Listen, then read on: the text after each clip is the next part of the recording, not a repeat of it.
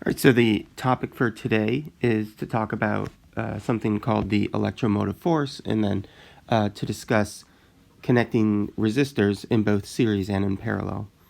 So to get started, the EMF, or the electromotive force, the script E here is what often gets used to represent this quantity, the EMF. And the EMF, the electromotive force, the first thing to understand and appreciate is it's not a force. The electromotive force, it's sort of a historical name, and actually now we really just refer to this as the EMF and just use this symbol, and we actually don't even call it the electromotive force anymore, typically. But it's the idea that something, and typically it's a battery, something produces a potential difference. So check out here in the picture, I've got a battery that produces a potential difference, and that potential difference sets up an electric field in the circuit, and the charges move through the elements in the circuit due to the fact that the EMF has produced an electric field, right? So the charges in the circuit move through the circuit, right? They move sort of lockstep, one out of the positive terminal of the battery, one going into the negative terminal of the battery, and then the battery does work to move that charge from the negative terminal to the positive terminal, and that process just repeats. So the EMF is, if you look down here, the work done, right, is force dotted into the change in path over the entire path length. The electric force is Q times E. And so the EMF we can define as the work done per unit charge. And so the work done per unit charge, or if we talk about the small change in work done, right, we could talk about the derivative. So the derivative of the work with respect to charge. So the idea behind the EMF is it's how much work per unit charge the battery is capable of providing, right? So the units of the EMF are the same as electric potential. So the EMF is the voltage measured across the terminals of a battery when the battery is not connected in a circuit. And we're going to see right now why that definition matters, why it's important that we talk about when the battery is in the circuit versus when it's just outside a circuit. So I've got this this battery diagram over here on the left. And for real batteries, right, real batteries that you use every day, the battery consists of the EMF. So the battery is doing some amount of work per unit charge, but batteries that are real have some internal resistance. So there's an EMF, right? There's some process inside the battery going on that does work per unit charge. But there also happens to be some internal resistance in the battery. And so if you were to measure the voltage difference across the terminals of the battery over here on the left, so when the battery's not in the circuit, since it's not hooked up in a circuit, there will be no current going through the battery, and so there will be no voltage drop across little r because there's no current. And so the voltage difference that you measure across the terminals will be whatever the EMF is. However, if this is hooked up to a circuit, well, then there will be the voltage drop across little r. And so the voltage across the battery, so across the terminals, if it's in a circuit, you'll actually measure a smaller value, right? And so that's what this expression down here highlights that if there is current being drawn through the battery, then for a real battery, the voltage difference you measure across the terminals won't just be the EMF, it'll be the EMF minus the voltage drop that you get due to the presence of the internal resistance. So continuing to look at this circuit, let's explore a little more. And so one of the most common approaches to analyzing circuits and trying to understand what is the current through each element in the circuit, what is the voltage drop across each element in the circuit, one of the most common things to do is to pick a point in your circuit, let's say right here at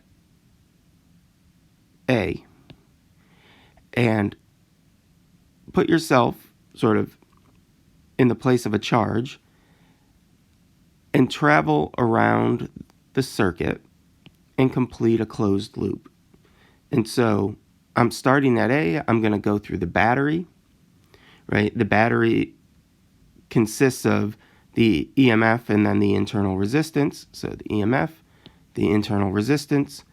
Then I'm going to make my way over to the resistor out in the circuit. And then finally, I'm going to get back to A.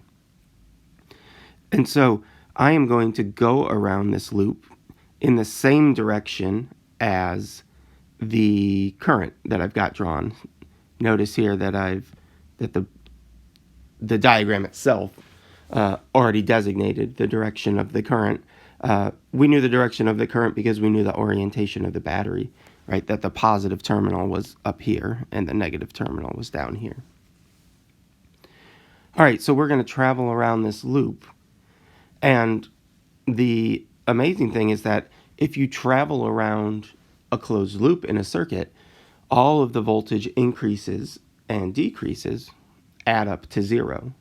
All right, so let's check out this figure over here on the right to sort of see what that means in practice. So on the horizontal axis here, this is like my position along the path as I'm traveling around the circuit, and the vertical axis is essentially the voltage value. And so down here at the bottom, this is essentially 0. So as we start out and we go through the battery, the voltage value or the potential value changes. The battery does work per unit charge. And so when we make it through what we've called the EMF region there, right, the electric potential has increased by a certain amount. And then before we get out of the battery, right, we've drawn this small internal resistance. So when we go through that internal resistance, we drop a little bit in potential. So by the time we get out of the battery, this is the level of the potential that we're at. So this, the net effect of going through the battery is this change in potential. Now, if this was an ideal battery, then there would be no internal resistance, and going through the battery would result in this. All right, so we make it out of the battery, and then the only element we have in the circuit is the resistor. So as we make it through the resistor, we must drop all the way back in potential to where we started. And so this is one of the most fundamental things about circuit analysis, is as we're going through batteries from the negative terminal to the positive terminal, the potential increases. So that's this part right here, right, this process. So the potential is higher than from when we started.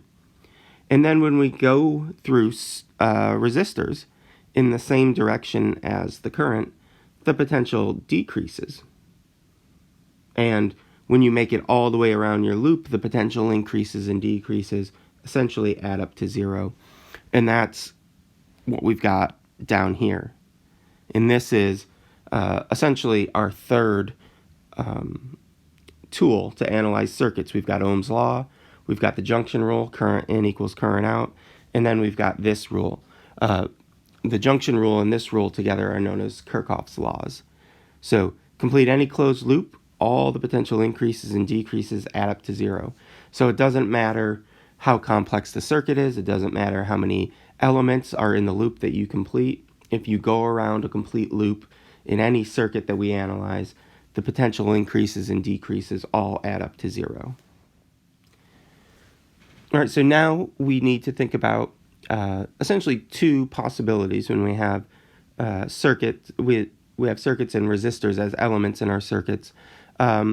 We have the possibility that multiple resistors in our circuit are hooked up like this, which we call series, or the resistors could be hooked up like this, which is known as parallel. Now, series means that the current that's flowing through R1 has to be going through R2, has to be going through R3, has to be going through R4.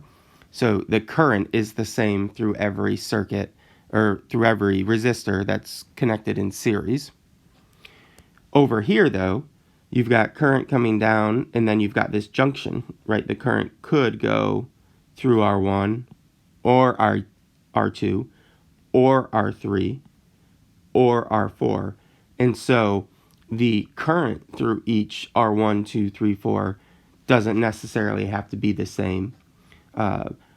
But the voltage drop, so the drop in voltage, delta V, that actually does have to be the same regardless of which path you take. And the easiest way to see that is if you complete, remember, any closed loop in a circuit, the voltage increases and decreases have to add up to zero. So if you just complete this simple loop right here, well, you're going through one resistor here, you're going through a resistor here, the voltage increases and decreases have to add up to equal zero. The only way that's possible is that if these two voltage drops essentially correspond to the same value, right? So if you do a loop like this, you may say, well, how is it possible both of the drops are negative? Well, it turns out if you were actually looking at the current here, right, some current would be going down in that direction, and some current would be going down in this direction. Typically, we might call that I1 and this one I2. So then if you actually go around the circuit, or the little loop here, so if you go around this loop, if you go around in the direction, the blue direction that I've identified, then this would be a voltage drop because you're going in the same direction as the current. But this would actually be a voltage increase because you're going through the resistor in the opposite direction as the current. And so we'll look at many examples leveraging this technique. So don't get caught up in the discussion here because this is going to show up again and again and again. All right, so first let's investigate series connections. So here I've got a circuit with a battery, and we're going to refer to this as an ideal battery. So we're not going to worry about internal resistance here, or if there is internal resistance, we've already taken that into account to label that voltage across the battery as V. And then we've got three resistors, and again in series because this current I is going to be the same that's going through each of these elements. So we're going to leverage our new rule that if we go around a loop, all the voltage increases and decreases have to add up to zero. And so if I write that out, that just means, all right, I'm going to add up all of the voltage differences. And then I'm going to plug in the things that I know. So I know that the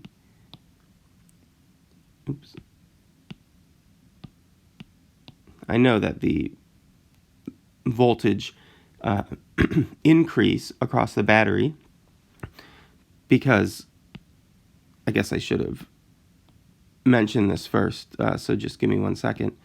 I am going around the loop in this direction, so that's actually important. I sort of overlooked that. So I'm going around the loop in that direction, so I'm going in the same direction as the current is flowing. So as I go from A to B, that corresponds to a voltage increase of V, whatever that battery value is. And then when I go through the first resistor, well, that corresponds to a voltage drop. So this delta V here, delta V1, is actually a voltage drop. So that's where the minus sign comes in. And how much is the voltage going to drop? Well, we use Ohm's law, delta V equals IR. So the voltage drop is going to be IR1. Then I go through R2, and so the voltage drop across R2, same idea. And then R3, same idea.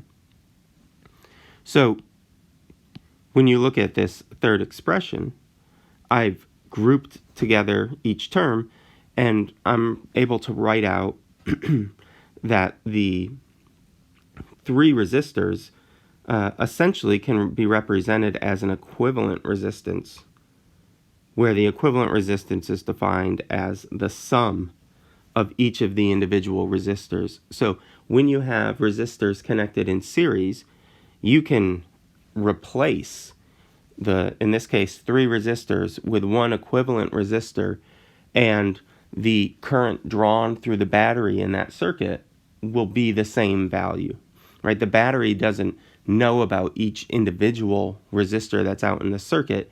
All the battery knows about is the equivalent resistance. And so in this case, we could replace those 3 resistors with an equivalent resistor that has the value of the sum of all the resistances. Right, so that's what's going on in this picture down here. I can replace the circuit that I'm interested in with a simple circuit that's just a battery with one resistor. And then finding the current, say, through the battery, finding this I value, becomes trivial because you just take the ratio of V divided by R equivalent. And that is the current through the battery, which so happens to be the same current through R1, 2, and 3 because everything is hooked up in series. Okay, now what about resistors that are hooked up in parallel? So I've got this circuit over here on the left, and I've already drawn in some loops, so let me just explain what's going on. I've got a battery here, and then over here I've got 2 resistors, R1 and R2, hooked up in parallel. Right, so R1 and R2 are parallel, and so so we need to come up with a way to analyze this circuit. What I'm interested in finding in general would be the current through the battery, the current through each resistor, the voltage drop across each resistor. Right, these are the typical things that you might be interested in. So to do that, I'm going to leverage my Kirchhoff's laws. The first Kirchhoff law, right, is that the junction rule, that any current into a junction has to equal the current going out.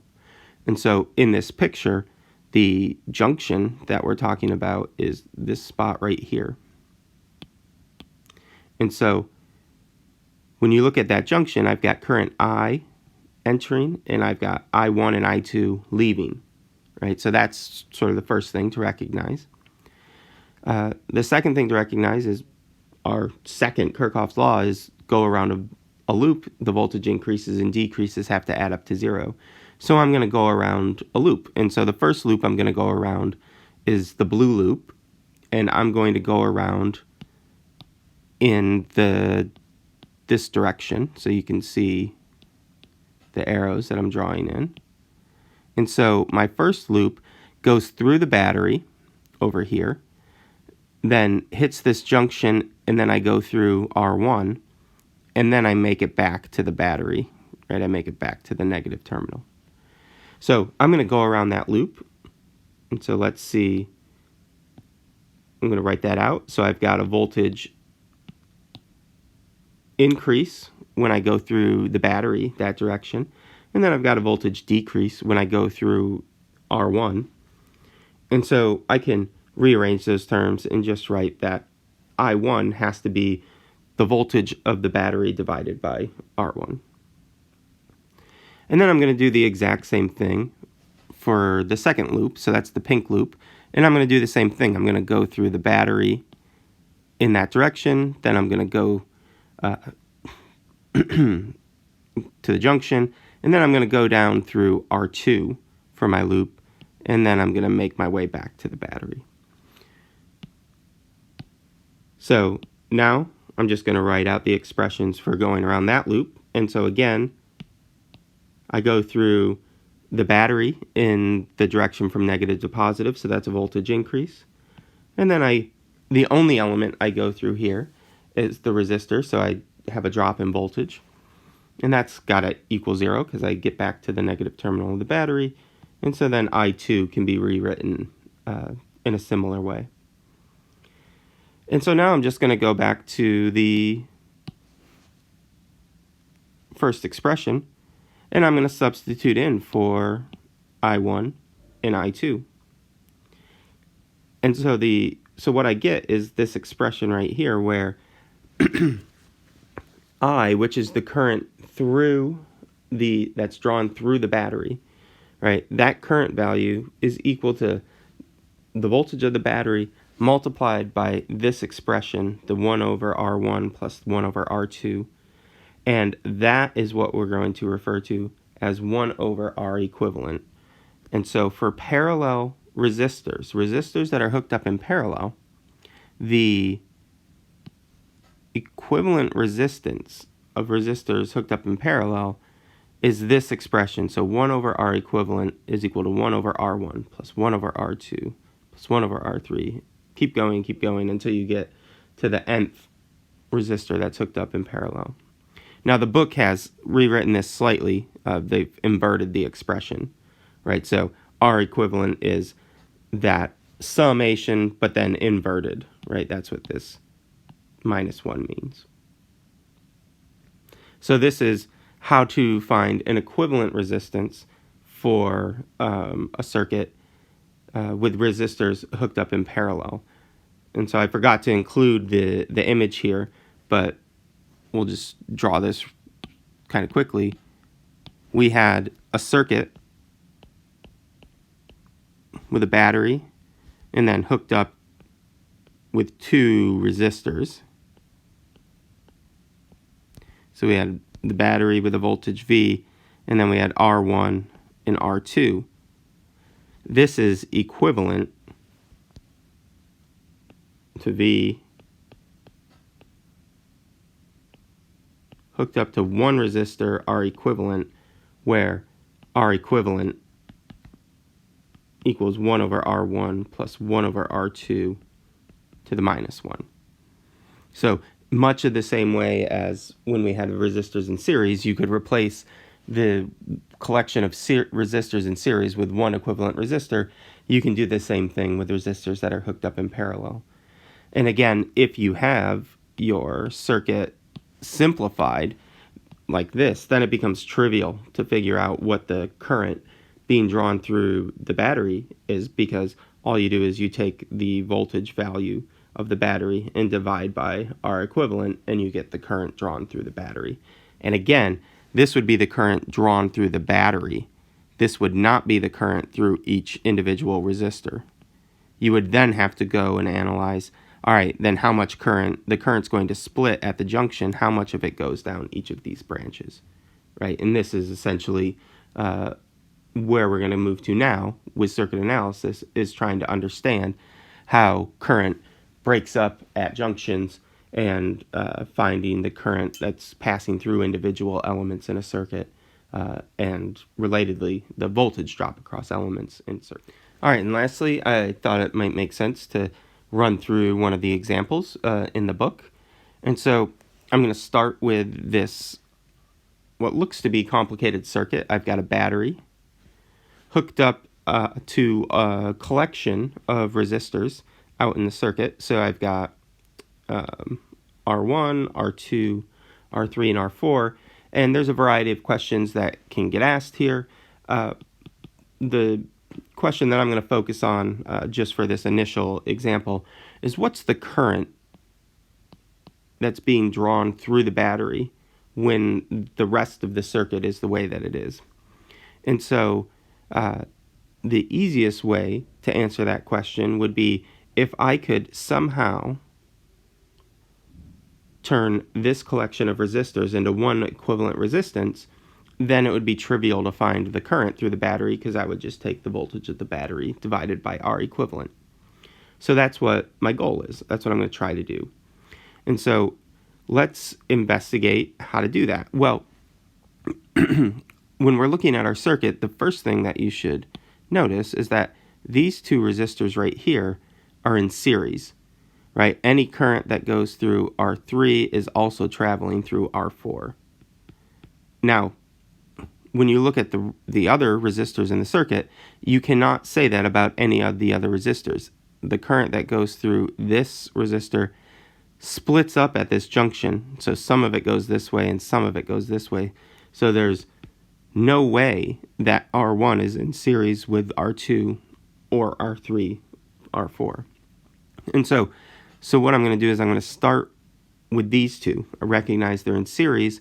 Well, I can replace these two resistors that are in series with an equivalent resistance. And that's what's happening over here. So I've got 6 ohms, I've got 4 ohms. Well, then the equivalent resistance is 10 ohms. And so we move down here. Now all of a sudden, I've got those two resistors replaced by just one resistor, right? The equivalent resistance of 3 and 4 together, that's 10 ohms. Well, now I recognize that, oh, well, these two are in parallel. And so I can replace these two that are in parallel with the equivalent resistance of this expression up here. So that equivalent resistance is 5 ohms. So I'm going to swap the 5 ohms for that entire collection, which gives us this over here. Right? So I've inserted the 5 ohms, and now I've got the 5 ohm resistor in series with the R1 ohm, the 7 ohm resistor. And so I can write that as an equivalent resistance of 12 ohms, obviously.